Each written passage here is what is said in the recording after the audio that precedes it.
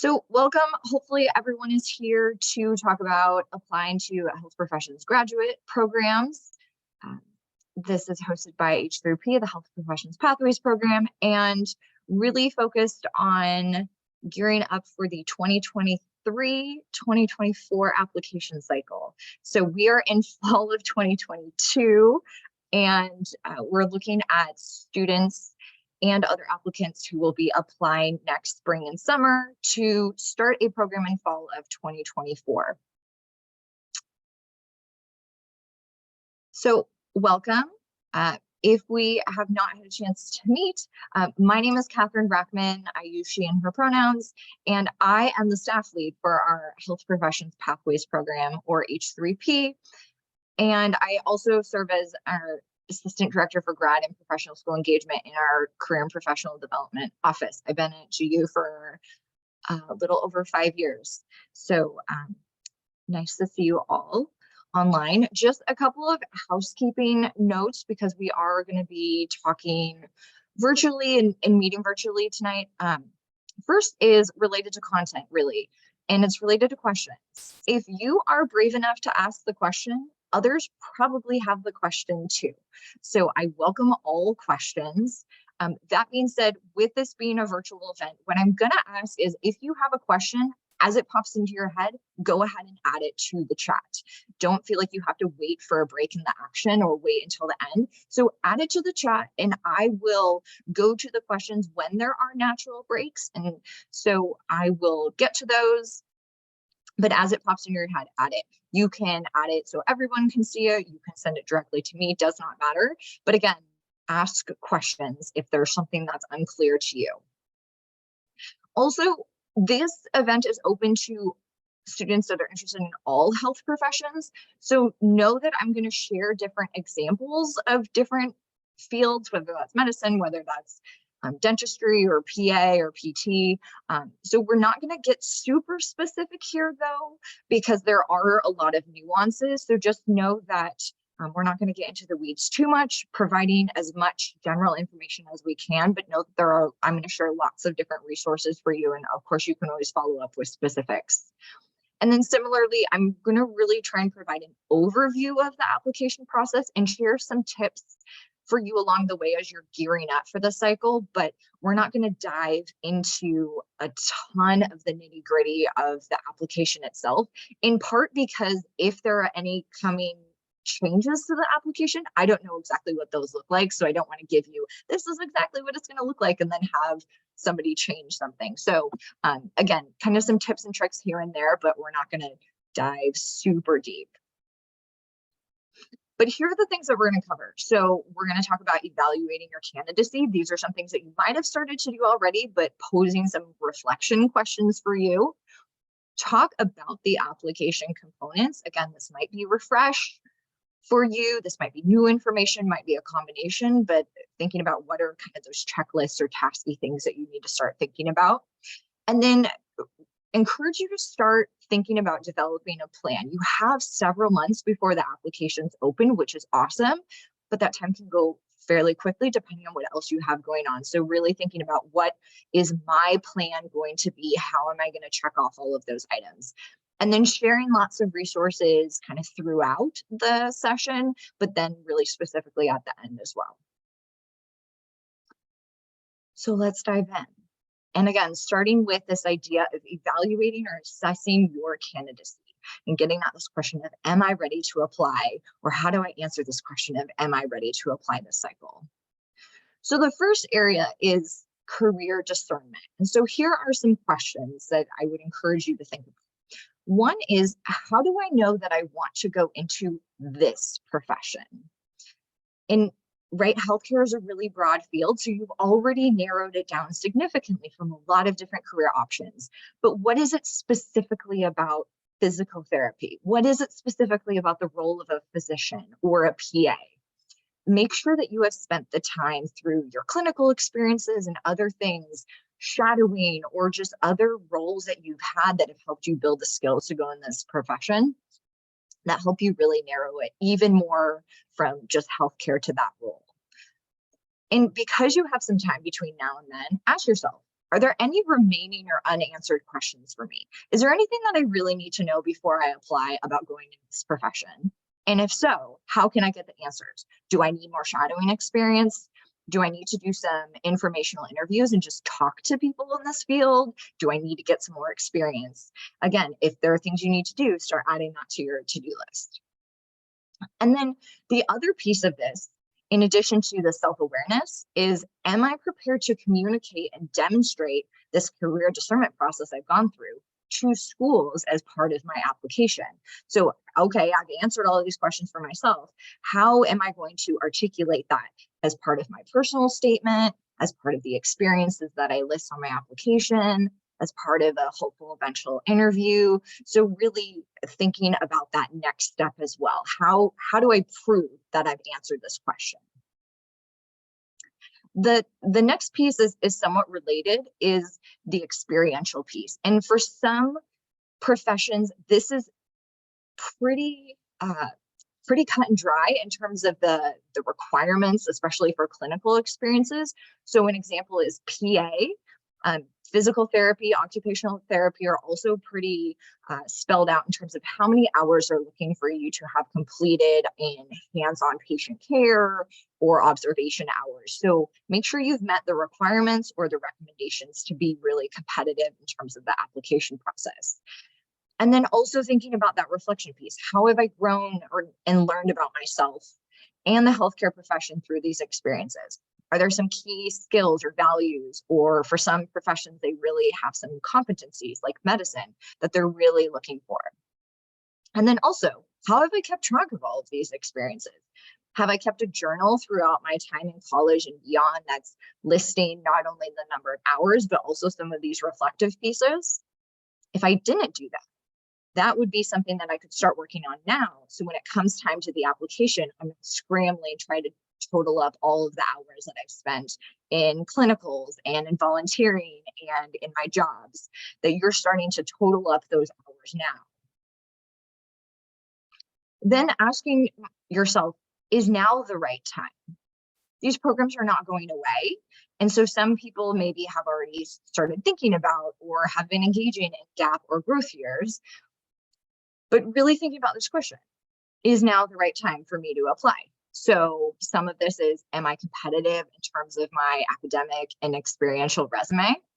Do I need more time to improve in any of those areas? So do I need some time to shore up my academics? Do I need more experiences? Some of this is a little bit more personal. So am I ready to commit to grad school and the additional training that might come after graduate school? Are there any personal things that I have going on or reasons that might make sense for me to delay applying? So again, some of these are more in terms of the competitiveness piece to set yourself up for success. Some might be more personal, but again, just thinking about, is now the right time or does it make sense to wait? If there is anyone that is a reapplicant, these would be some specific questions to really hone in on. One would be, since my reapplication or my previous application, did I receive any feedback from specific schools, from advisors? Because that's really going to tell me what were some areas of weakness in my application or some things that I should have been working on. And if so, did I do those things? And then how am I a different or improved applicant? It could be something really simple, like I just needed more hours, I needed to improve my academics. It could be I have had so much life experience since the last time I applied that I'm really going to be able to demonstrate a lot of new things and just a new perspective to a school. So really think about that, especially if you are in a position of reapplying. So that's kind of the reflective piece. Now we're going to start diving into more of the actual components, the to-do listy items, so to speak, related to the application. So these are the main categories related to the application. And we're going to dive into and spend a little bit of time in each of these, some time more in others. So prerequisites are kind of thinking about the academic piece. standardized exam or exams, plural, your experiences in all areas, letters of rec, your list of schools. So the research you're putting into having a really intentional list of schools you're going to apply to. And then the centralized application services. So where are you actually submitting this information? The first piece is the prereqs or the academics. So really here, this is going to be nuanced for your field. So again, whether you're going into medicine, PT, occupational therapy, but really if you are at the point of wanting to apply this upcoming cycle, you should hopefully know the general requirements. Now would be the time to check individual school requirements. So is there some very specific class that a school is looking for that's kind of out of the norm, maybe for what the rest of the schools are looking for. And this is going to feed into one of the other things on that previous slide, which was your school list. So you're going to be doing these things kind of concurrently as you're starting to finalize your school list or create your school list. Maybe you're going to do this piece and make sure that you have, fulfilled school requirements. And if not, creating a plan for how to complete those. And I've underlined on the school's timeline because this is going to vary by school in terms of, is it okay for courses to be planned or in progress, which in most cases, the answer is going to be yes. The only challenge might be if let's say a school has a list of 10 prerequisite courses that you need to complete. And at the time of submission, you need to have completed 8 out of the 10. And right now you're only sitting at 6 of the 10. Can you get to 8 by the time that you submit, if that makes sense?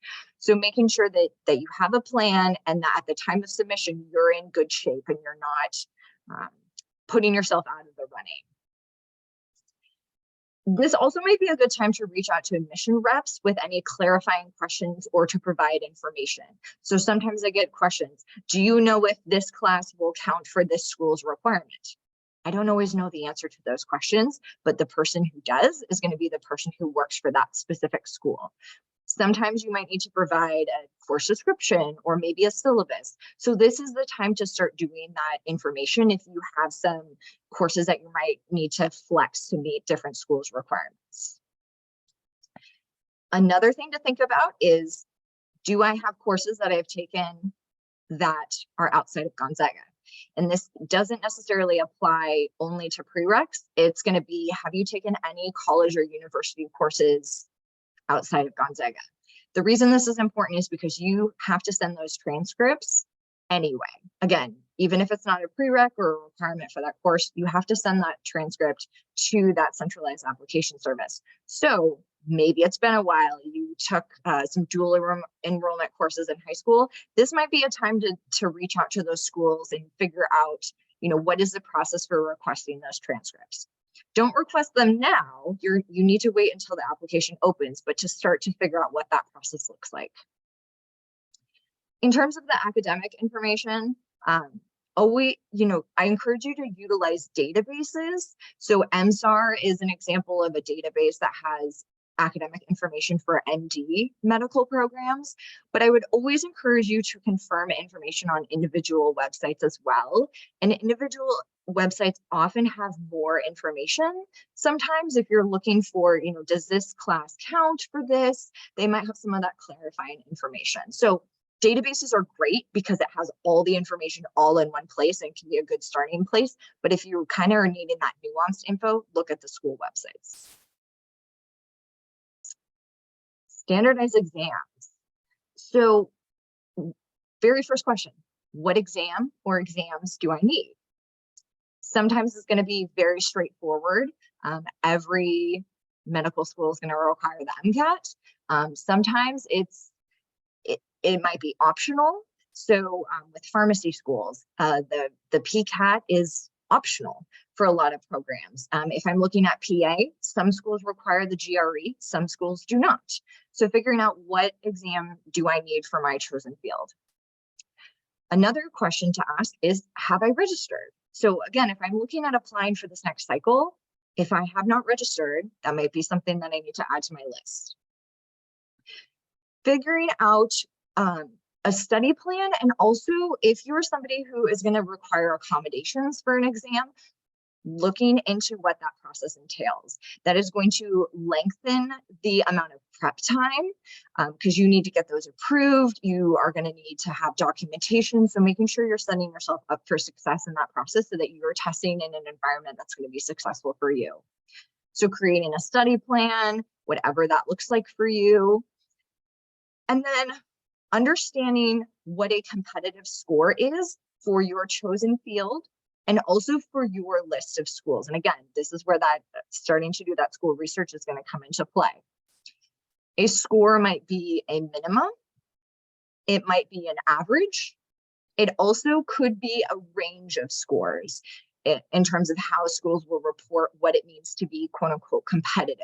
So start kind of understanding what that looks like, and that will help you finalize your list on the back end, but also in terms of your prep, will help you figure out as you're starting to take practice tests, where are you landing? What are some things that you can do to kind of bulk up your studying before you sit for the actual exam? Another piece, and I'm going to have some more info on the next slide, is do you need to take what are called situational judgment tests? The two that are most well known are the Casper and the AAMC preview exam. So I'm going to talk about those for a second. Situational judgment tests are assessing for non-academic attributes. You could think of them as people skills. So what happens is you are presented with some sort of hypothetical scenario, and you're kind of asked what you would do in that scenario and why. It might be a video scenario, it might be a text scenario, but this is something that is new and emerging in the field, and it is likely, but not guaranteed, that you would run into one or both of these. So the Casper exam is more common to a variety of health professions. The AAMC preview exam is only for medical school. So with this, you will take it once per cycle. So if you're a reapplicant, you're going to need to take it again. For everybody, you only take it once, and that is your score. You cannot retake it. You can take it as early as March for the preview and as early as May for the Casper. In terms of timing, I would schools most likely are going to want this right around the time that your secondary or supplemental applications are due. This might factor into when how they're deciding to invite you to interviews. So just factor this into your planning. So research requirements, again, this is where your school list comes into play. Do you need to take one of these exams, and factor the fees for this into your expense planning and also the preparation? These are exams that you don't necessarily study for, but you do need to prep for them to understand what are they going to be asking you for, what is the format going to be, so that you are setting yourself up for success. Letters of recommendation.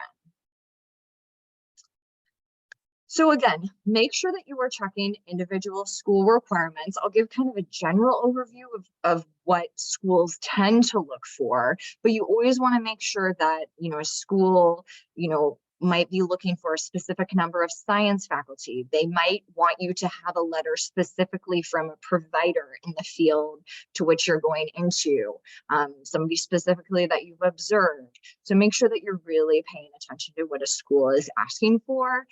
And also the minimum number of letters they will read, they will require the maximum number of letters they will read. But typically you can plan on, I would say, anywhere from 2 to 5 letters from professional references. So they should be professional, not personal references, so not family and friends. This can include faculty, supervisors, and maybe work or volunteer settings, and again, licensed professionals in your field. In terms of timing, I would request a minimum of 1 month in advance. So think about, especially if you might have been out a while, do you want to touch base with somebody sooner than that? When are going to be busy times, especially for faculty? or when are busy times for, other professionals that you might be asking. So a minimum of 1 month. The longer in advance you ask, kind of the greater chance you are going to have for a yes, and a greater chance you're going to have of a really strong and supportive letter rather than just a template letter that says kind of some generalities about you. For med and dent students, this is kind of the only population that it applies to. Gonzaga is not offering a committee letter. If you are a reapplicant, so somebody who has previously applied, received a committee letter, and is going to be reapplying, email Gonzaga at h3p@gonzaga.edu is the best way to contact us. So for everyone, looking at those individual letter requirements and thinking about who is going to give you the best well-rounded perspective on who you are as a candidate, while of course meeting their requirements. And so again, that's probably going to include faculty, and thinking about who can speak to your strengths in a lot of different areas, which is what the previous evaluations for the committee letters were really getting at. So kind of transitioning to who then can write me really strong individual letters. The other piece I will say is on the H3P website, there are some new resources related to requesting letters of rec that can really help guide you through this process in terms of thinking about who to ask, how to ask, and also providing some structure on how can you provide your letter drafters with really great information about you, about your interactions with them that can help them write you a really supportive letter. So check that out for some helpful resources. Another note for reapplicants, a couple of these are really logistical. You do need to resend transcripts. With regard to standardized exams, this may or may not be relevant, but asking yourself, is your exam score still valid? So again, I mentioned with Casper and the preview exam, those are only valid for 1 year, so you will need to retake those. But if it's been a while since you've taken the MCAT, if it's been a while since you've taken the DAT, seeing if those scores are still valid for your application this cycle. And then you do need to have your letter writers resubmit their letters. The portals do not hold on to those. And so if you are a reapplicant, a question you might want to ask yourself is, would an additional letter, provide evidence of how I've grown since I last applied? This is sometimes relevant, it's sometimes not, but especially if you've had like a really impactful experience over the past year, to see if that would be helpful for you.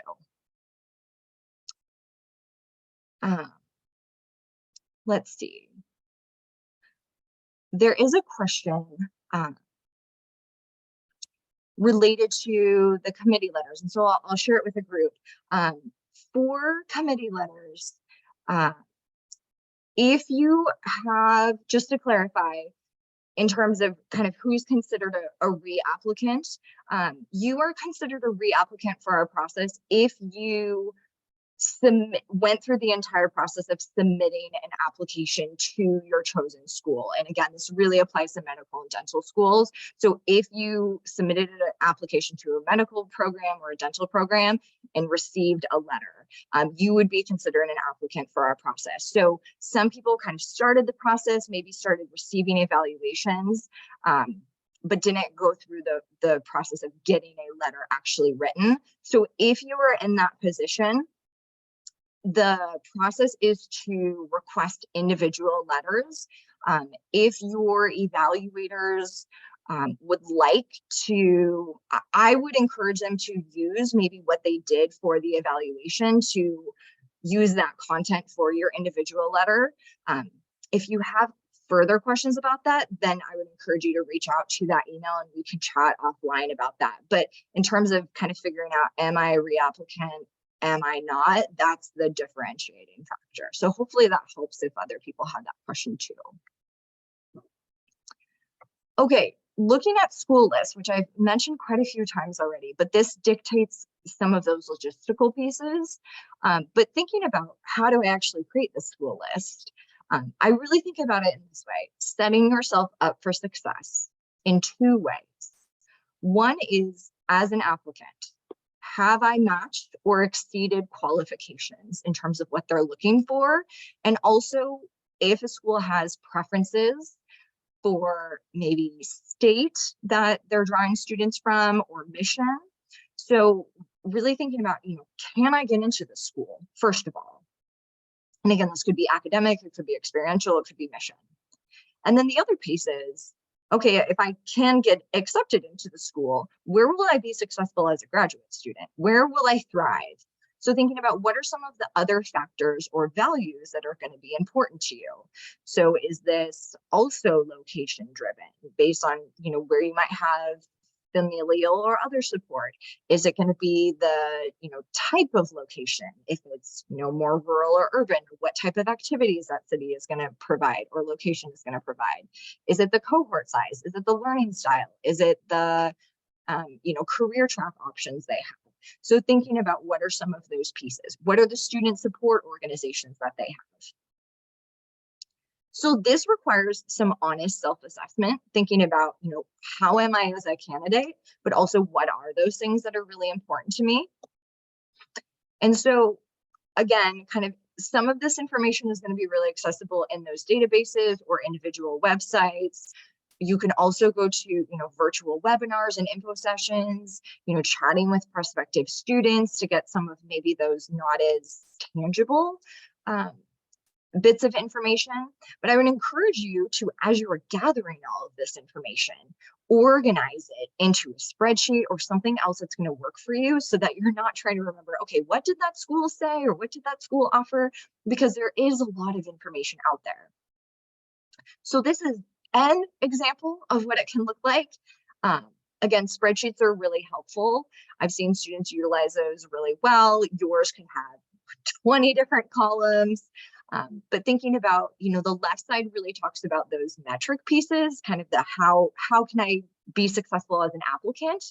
And I chose in this example to think about ranges, because that is a helpful metric to look at, not just averages, but kind of what are the maybe minimums and maximums for typical students that are accepted.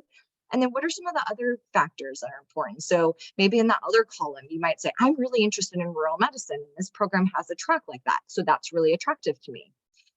And then what are some of those logistical pieces? So how many letters are required? Who are they looking for those letters to be written by?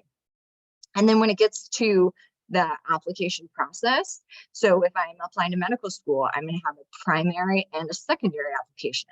Okay. So I got my secondary for ABC University on July 15th. I'm going to try and turn it around in a couple weeks. Okay. I sent it off on August 1st, so that you can also keep track of your progress in the application. So this is a little bit twofold in terms of how you can organize your school research and then also the process. For reapplicants, again, just a couple tips. Actually, really just one. Does my school list that I had the last time I applied make sense based on my resume and my current life situation? So have things changed? Am I living somewhere else? Do I have different residency status? Do my metrics look different? So it might make sense to apply to the same schools. Is it okay to apply to the same schools? Absolutely.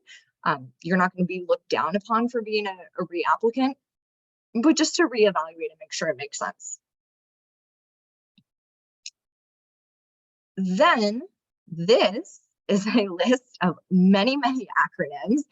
They are not all going to apply to you, do not fret. But centralized application services. These are the common apps, essentially, for the programs to which you are applying. So there are a lot on here. Think about the ones that apply to you. This would be part of your school research and figuring out what is the centralized app. But basically what these services do is you submit all of your information to this site. So if I'm applying to, for example, physical therapy school, it's going to be PTCAS is going to be my centralized app. If I'm applying to MD programs, it's going to be AMCAS, this one in the upper left. If I'm applying to osteopathic medical schools or DO programs, they have a separate portal. If I'm applying to Texas medical schools, unfortunately, they have their own portal that's called TMD SAS. So this is why organization is really important. But again, I'm going to upload all of my information. I'm going to enter in all my experiences. I'm going to send my transcripts. I'm going to have my test scores entered there and sent there. I'm going to have all my letters sent there. My essays are going to go there. I'm going to pay them a fee, and I'm going to pay all my application fees through there. Their job is to verify all of the information, especially the academic piece. So that's why you send their transcripts to them. They say, yep, everything looks good. This takes anywhere from days to weeks. I would say the MD portal takes the longest. It can take up to 6 weeks during the peak application time. The schools do not see the application until it is verified. But when they receive the application, they know that the portal or the CAS system has verified everything. So they don't need to double check the transcript unless there's something that they need to dive into more to understand, what topics were covered. They don't need to run the GPA. Like they know that everything has been verified. So these are the common sections, and every portal is a little bit different based on, an OT. The OT schools might want it this way. The med schools want it this way. The dental schools want it this way. But generally speaking, this is what you're going to be asked for. Personal information, your academic history. So even though you are sending your transcripts to these portals, you have the opportunity to enter in all of your coursework and say, okay, I took Bio 105, that's a biology course. I took, Math 121, that's my stats course, that's my math class. Some of those are very easy. Some of them might require a little nuance to say, this class is, specifically my microbiology class, for example. You're also going to enter in all of your experiences. So with very, very few exceptions, you are not going to upload a resume to the portal. You might run into this with maybe like occupational therapy or some of the allied health fields, but very rarely. That might be like if a school is asking for it. In most cases, you're going to transcribe everything from your resume into the portal. So you're going to list work experience, volunteer, observation hours, your clinicals, your internships, research, achievements and honors that you might have had, publications. You can list, on a couple of them, you can list hobbies if you like. It really depends on the portal.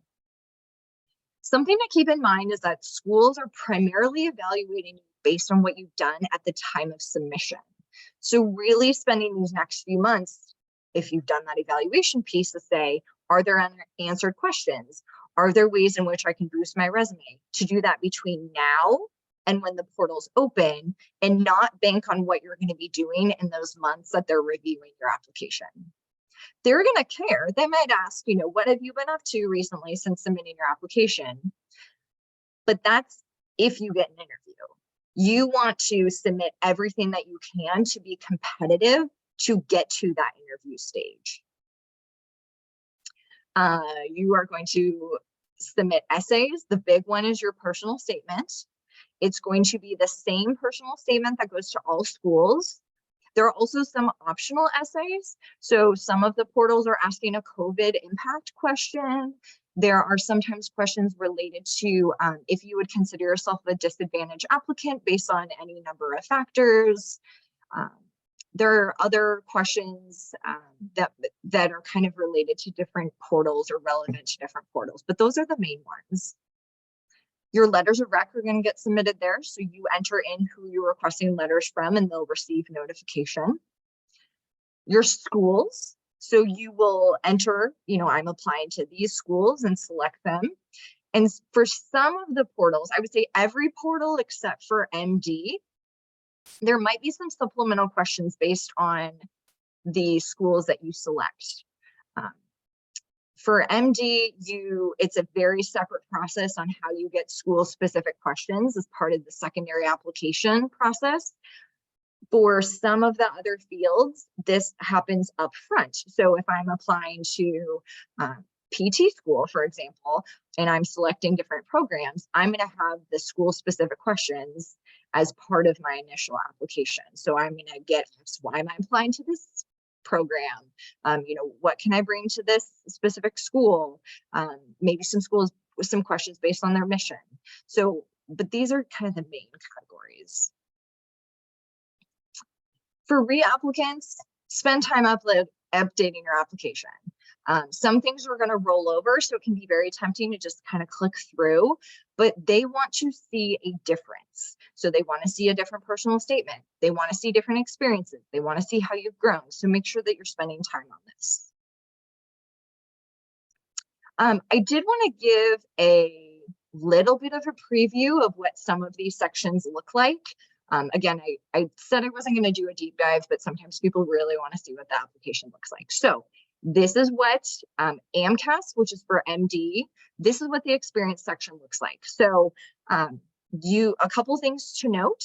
You can enter 15 different experiences that fall into work and activities. I think they have something like 20 different categories for how you can enter, research, artistic endeavors, clinical experience, shadowing, research, internships. I mean, it's however you want to categorize it, but you get only 15. You get 700 characters, not 700 words, 700 characters to write a little blurb about that experience. And I would encourage you to provide a little bit of detail about what you did, but especially if it's something that everybody knows what it is, spend more of that time telling me about what you learned from that experience, how you grew. It's that amount of space is going to go really quickly.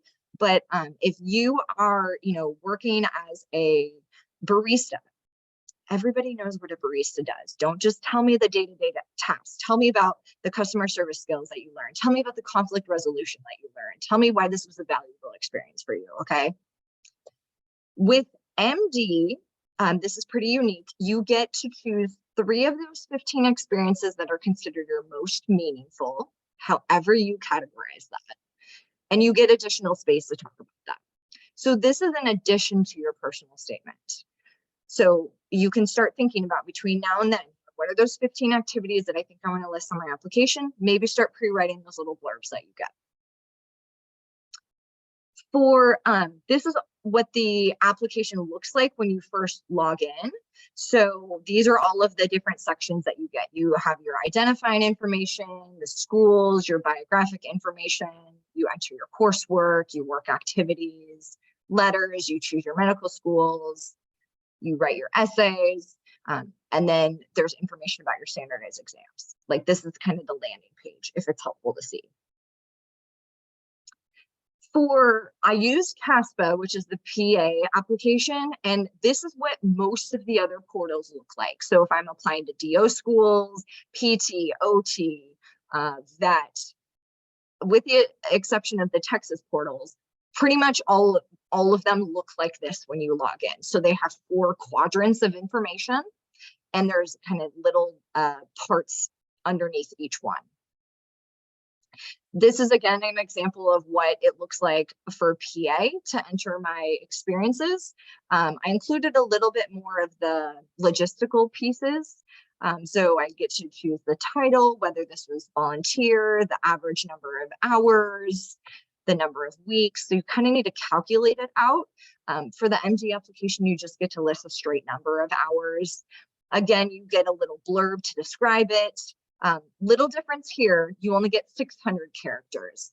So for those of you who might be thinking, oh, I want to apply to MD and DO programs, just know that there's a little bit of a difference in the applications. But if you are applying to PT or any other fields, it's the same. Again, an example, there are a couple fields that ask you to list observation hours separately. This is really applicable to, I would say, PT and OT most notably. So they're asking you to say, what type of settings were you observing in? So this is just kind of a preview if it's helpful to see.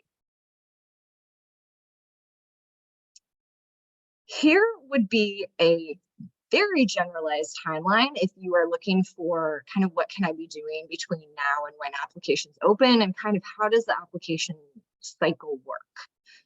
So right now we're in fall. So what can I be doing now or between now and spring?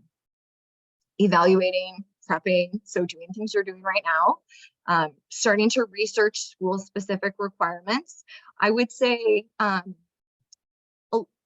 programs right now are probably going to have a lot of information related to the current application cycle. Things do not tend to drastically change, but sometimes schools, if they are going to change something, sometimes they know already in advance. So you could look for, future application information, or you could always reach out if you are really concerned. But again, I would be surprised if a school requires 2 letters and then the next cycle they're all of a sudden going to require 5. That would be a really big leap. Learn about the application process, so generally, but then also start diving into your specific profession. Start compiling that resume of experiences. So what are the things that I think I want to list in my application? And then if you have not taken your exam, make sure that you are studying and registering for that. Spring, this would be a good time to start requesting letters if you haven't done that already. Drafting your personal statement. This is something you want to spend time on. Do not wait till the night before your application is going to be submitted. Start pre-writing those experience descriptions. Finalizing your school list, doing additional school research. That's when they should start finalizing all of their requirements for your application cycle, and take your exam if you haven't already. Between April and July, the application portals are going to open. PA is the first to open. No, actually, that is the first to open. The applications are going to be open. Work on them. Aim to submit early. Most schools are operating on rolling admissions, so they're evaluating applications as they are coming in. Typically not waiting until a final deadline. So submit them early. Summer to fall, again, submit your application, work on your secondary or supplemental applications. If you have not taken the CASPER or the preview, I would do that. A good time to do that is, especially if you have a primary and secondary application process that are separate, submit your primary application, take your CASPER preview while you're waiting for those secondary apps to come in. It can be a good time. And then start participating in interviews, which can start late summer, but they definitely trickle into fall. So continue participating in interviews, which are going to roll through winter and into spring. And then it's a waiting game, which is super fun. You're waiting to receive admission decisions and you're responding to those, and you're figuring out for the programs that have gone accepted to you, do I want to go here, and putting in deposits and applying for financial aid. Throughout all of this, I know that I mentioned that you want to have your experiences and a really strong resume at the time in which you apply. I would still encourage you to be building your experiences throughout this entire time. Again, you might be asked what you're doing during this application cycle. What's new? What have you been engaging in? So it shows your commitment to the field, your commitment to growth. Also, in the event that you aren't accepted, you have spent another year building your resume. So that conversation of when do I apply or when do I reapply if you need to becomes a little bit easier to navigate. I wanted to also talk about expenses. We've talked about a few different costs here. Anticipate expenses. I'm kind of teasing out on the right-hand side. My animations are a little off here. Anticipate them and develop a plan for how to budget for them. So here are examples of what those might look like. So standardized exams. How much are you going to spend in terms of prep? What do your registration fees look like? And if applicable, do you need to take those situational judgment tests? Application fees. For admission requirements, do things like the MSAR or other databases have a subscription fee? Centralized application services. This fee is going to depend on how many schools to which you apply. I have listed here, this is an example for applying to MD programs. Are there supplemental application fees? What are the fees to request transcripts? Interviews. This is a little bit of an unknown. During the pandemic, interviews were totally virtual. There are some fields that are staying virtual. There are some fields that are starting to move back to in-person a little bit. We'll kind of see where this goes in the next year and beyond. But what I would say is, if you do have an interview, the costs are on you to travel there. So just know that and know that that might be factored in. Same with if you want to visit campus, that's on your own, that would be on you. And then finally, deposit. So again, if you are accepted, yay, but you need to hold your spot in the class. So again, this is an example at the right that's trying to show just the wide range of what these might be. So I calculated like 3 different totals of what this could look like, again, for applying to MD only. So this is an example. If I spend nothing on MCAT prep, I apply to 17 schools, which is the average right now. I only get 1 secondary application, but I do get accepted, and it's totally virtual interviews. Okay, I'm looking at about $1,400. This is kind of a middle average that I came up with. So this is, I spend $500 on the MCAT. I apply to 17 schools. I get 10 secondaries. I get into a school, and everything is virtual. This is on like a very high end. I spend $3,000 on MCAT prep. I apply to 17 schools. I get 17 secondaries, and interviews are in person. So just to give you like the wide range, that's going to depend on some factors for sure. The other thing to think about, and again, this is going to widely range depending on your field as well and how many schools you're applying to. Something to keep in mind if you are a med applicant thinking about MD and DO, remember that those are 2 different portals. So if you're thinking about both, you're going to have different application costs. I know that the financial piece is not a super fun conversation, so there are some resources and tips that I will share. 1, there are fee assistance programs and waivers. These can offset application fees. Some of them also relate to standardized exam fees based on financial need. Here's what I will encourage you to do. Check with your centralized application service. So whether that's CASPA, PTCAS, OTCAS, AMCAS, or your professional association. So if you are a medical applicant, I would look at the AAMC, and that applies if you are looking MD and or DO, because that fee assistance program will help offset the cost of the MCAT registration fee. The DO portal has its own fee assistance program as well. These programs, however, are not retroactive. So if you are somebody that thinks that you might be eligible for these, I would encourage you to spend some time researching what those requirements look like and look into the timeline for applying for these programs. Some of them, if you receive the benefits, you have to apply within 14 days. So make sure that you understand all of the instructions. But again, you want to do this before you apply to school. The sad thing is if you apply to all your programs and then you look into the fee assistance program and go, oh, I was totally eligible, and you try and get a reimbursement, they're not going to do that. You have to do it up front. So look into this. Some professional associations also have really great financial information about paying for school. So this is not necessarily related to the application process, but just kind of talking about loans and applying for aid and what, if anything, schools can offer. So look into your professional associations for your schools. The other thing, just like a general tip that is actually not mine, a student shared it with me and I thought it was great advice, start a separate savings account. And this is, again, something you could do right now. The applications don't open for months. Start setting aside, $10 a week between now and then, or whatever you can do. If you can do less, if you can do more, so you've got some money set aside for that application process when it opens up in the spring. So I've shared a lot of information. Now, what do you do with all of it?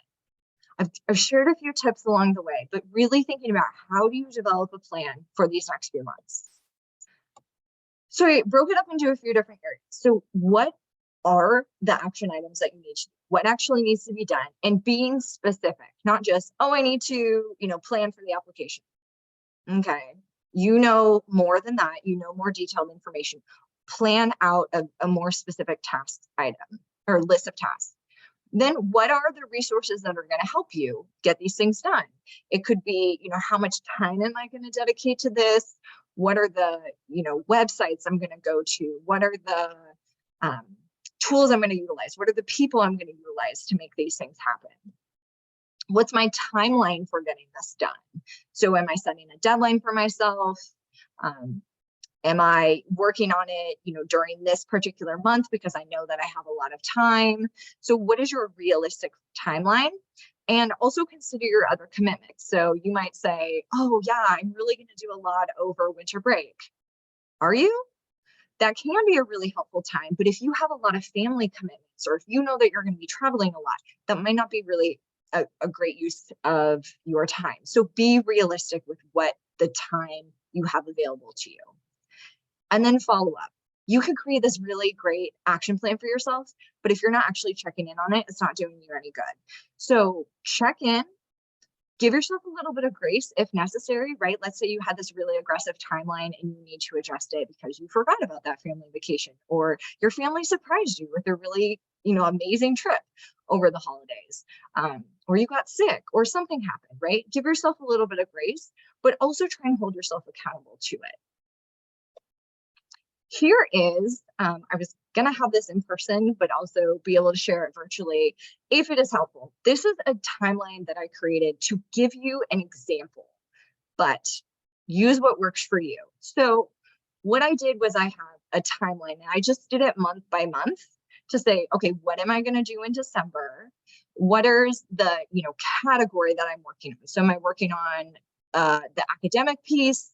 Am I working on something related to exams or the experiences or letters of rec or school specific information or my school list? Is it related to the centralized application? Is it related to the financial piece? Like, what am I working on? And then what needs to be done? And again, being really specific. And then what are the resources? So am I going to be going to a CASPA webinar during that time to learn about the application? Am I going to go on the AAMC website to learn about the fee assistance program? Am I going to meet with Catherine and talk about, a particular topic? Am I going to go to the H3P personal statement workshop in April, right? So thinking about what are the resources that I'm going to leverage. So speaking of resources, here are lots of really helpful resources to help you through this process. One is H3P. So available to current students, available to alumni. There's a lot of information on the website, and by the time application season rolls around, hoping to have some more specific information on there related to the application process for you. We'll also host some workshops in the spring that dive more into the nitty-gritty of the applications themselves. And then one-on-one meetings are always available as well for really specific questions. The centralized application services, I listed AMCAS here as an example, super helpful. Their help centers, their applicant guides, their webinars. There's a lot of, again, nuance to these portals and the processes. I cannot emphasize enough how much information is available in the help centers and the applicant guides. I reference these during application season probably 5 times a day. So being able to leverage those resources, sometimes it's just a challenge navigating, what section do I go to for this question? But being able to find, how do I enter my study abroad information, my study abroad course into the portal? Looking at that help center is going to be a really great source of information. Or what do I enter for this grade? Or, how do I categorize this class? Or how do I categorize this experience? Paying attention to all of those little details will just help with your application verification and making sure everything's really accurate. Admissions representatives or people from the schools can answer those really school specific questions. So it could be related to academics, will you count this course for this course? It could be other questions related to their requirements. They also often host webinars that might be related to their program in terms of what it has to offer.